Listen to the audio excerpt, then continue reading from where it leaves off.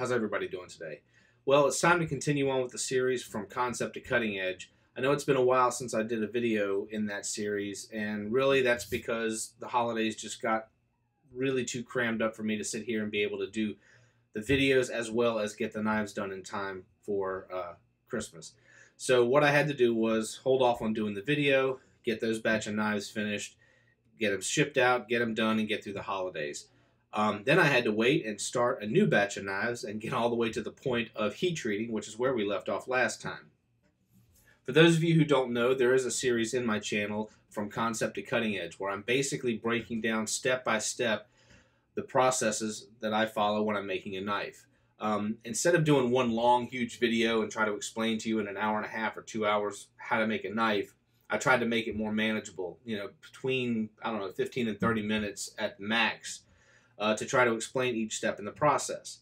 So far, we've came up with the concept, we've made a template for it, we have taken the template and cut out the stock, got it ready for heat treating and performed the heat treating, and now we have these lovely cruddy looking little knives that are all black and gnarled up, which brings us to this stage. To me, this is the pre-finishing stage.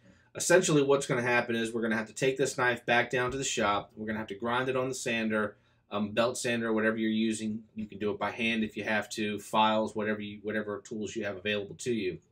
I happen to have a belt sander, so I'm going to take it down there, put the knives on the belt sander, polish them up real quick, and I'm going to start at a relatively heavy grit.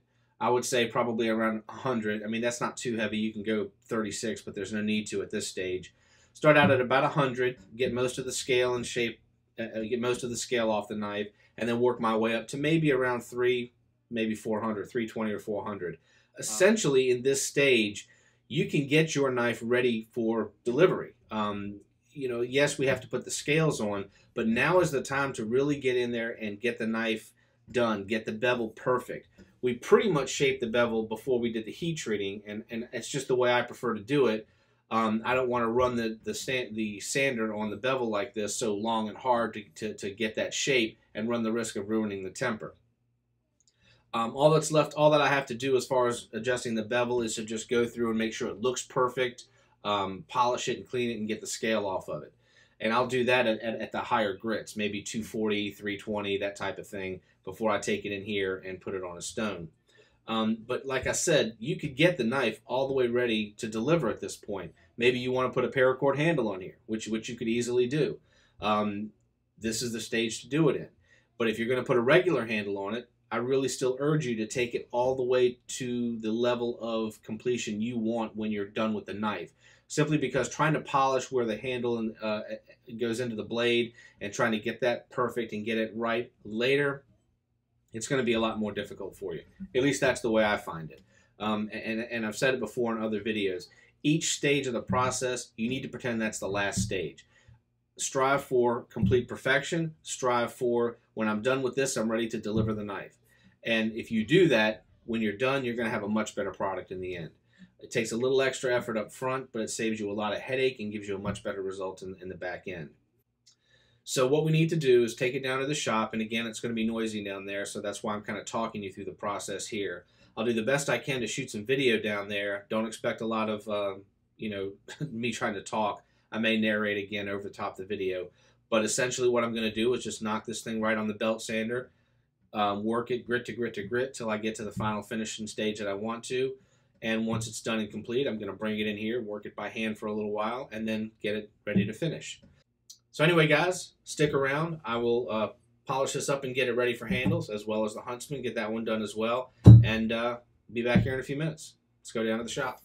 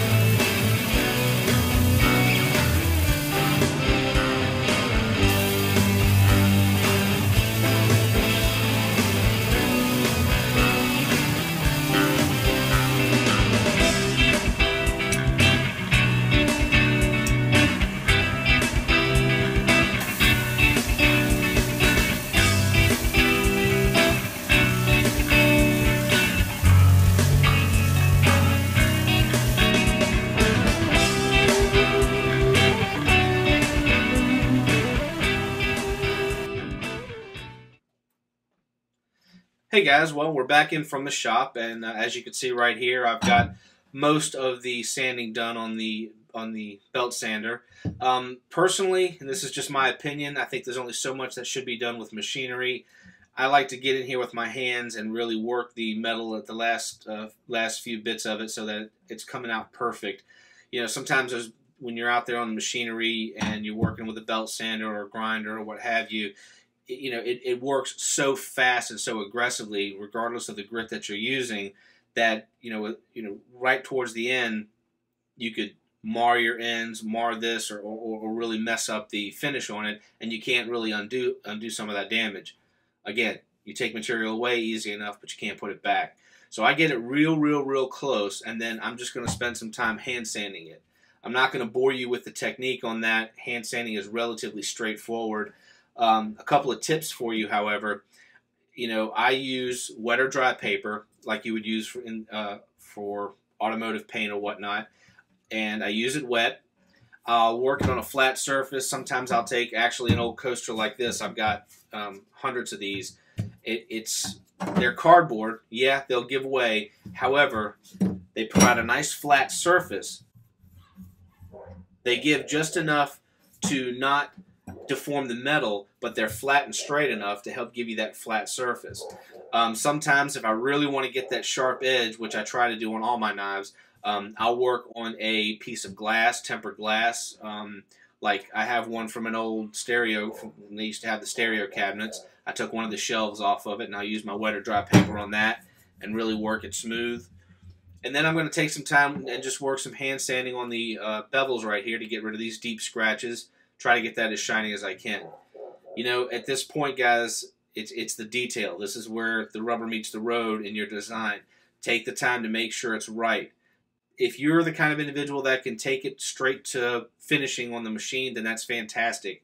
I know you can do it. I know it's easily doable. I prefer not to do that for the simple reason that I like to get my hands on the material that I'm working with, whether it's wood, metal, or what have you, and really feel it, really work it, and control each and every phase. It takes a little bit longer, in my opinion. It's just a little bit more control.